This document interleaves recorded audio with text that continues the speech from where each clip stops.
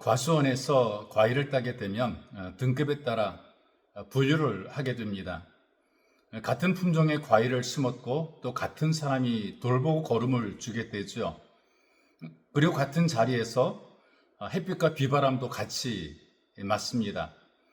그런데 한 그루의 나무에 썰린 과일의 크기와 맛이 다 다른 것을 알게 되죠. 그래서 분류가 가능한 것입니다. 전문가들이 이렇게 얘기해요. 같은 땅이라도 햇빛을 어느 쪽에서 받느냐에 따라, 또 바람이 어느 방향에서 불었느냐에 따라, 또 사람의 손길이 몇 번이나 닿았느냐에 따라 맛이 달라진다, 이렇게 얘기를 해요. 여러분, 사람도 하나님의 손길이 얼마나 닿았느냐에 따라서 달라지게 돼 있습니다. 하나님의 은혜를 얼마나 체험하고 사느냐에 따라서 그 인생과 그 삶이 달라진다는 것이죠. 그런 의미에서 우리에게 주시는 하나님의 음성을 들어보시기 바랍니다. 주께서 우리에게 무엇이라고 말씀하시는가? 출애굽기 33장 12절에서 14절까지 말씀을 제가 여러분들에게 소개해 드리겠습니다. 모세가 여호와께 아뢰되 보시옵소서, 주께서 내게 이 백성을 인도하여 올라가라 하시면서 나와 함께 보낼 자를 내게 지시하지 아니하시나이다. 주께서 전에 말씀하시기를 나는 이름으로도 너를 알고 너도 내 앞에 은총을 입었다 하셨사온즉 내가 참으로 주의 목전에 은총을 입었사오면 원하건대 주의 길을 내게 보이사 내게 주를 알리시고 나로 주의 목전에 은총을 입게 하시며 이 족속을 주의 백성으로 여기소서. 여호와께서 이르시되 내가 친히 가리라 내가 너를 쉬게 하리라. 이 말씀을 보니까 하나님께서 친히 끝까지 함께 하시겠다라고 말씀을 하십니다. 제가 여러분들에게 소개해드린 말씀 가운데 여호와께서 가라사대 내가 친히 가리라 이렇게 말씀을 하셨거든요. 친히 가리라 이 말씀의 의미는 동행한다는 의미고 함께한다 그런 의미를 가지고 있습니다. 구약성경 이사야서 43장 2절을 보게 되면 거기에 이렇게 말씀을 하십니다.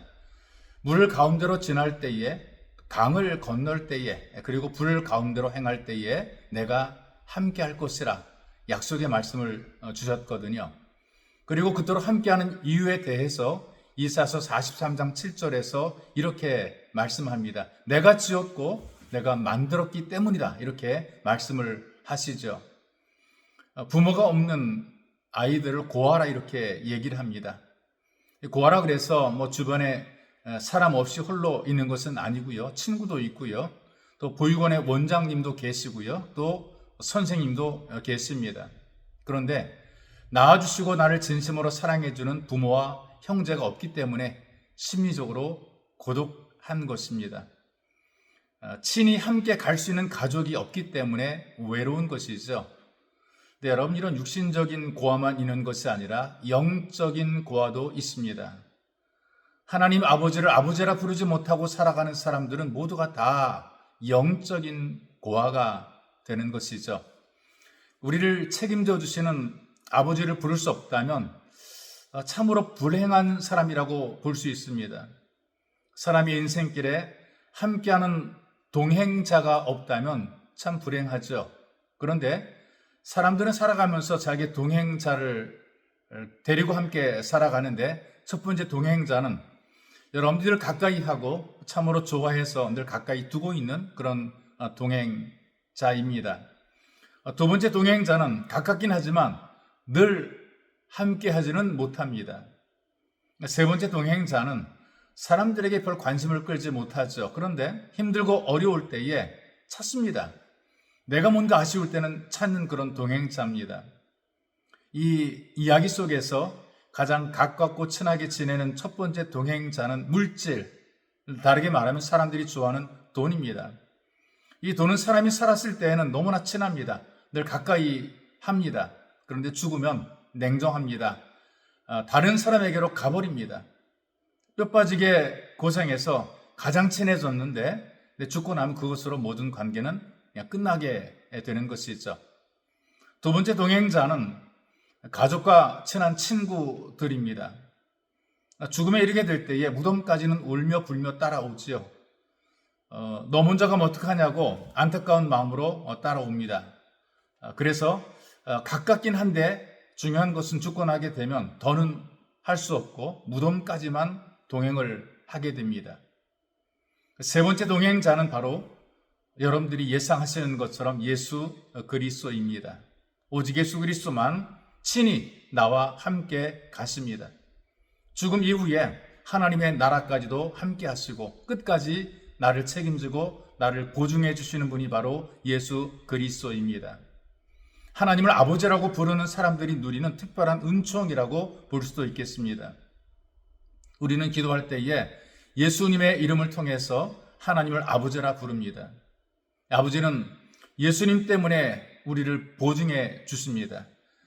여러분들 이 땅에 살며 실패를 극복하는 비결이 있다면, 위기를 이기는 방법이 있다면, 절망을 희망으로 바꾸는 길이 있다면 바로 하나님께 있다는 사실입니다.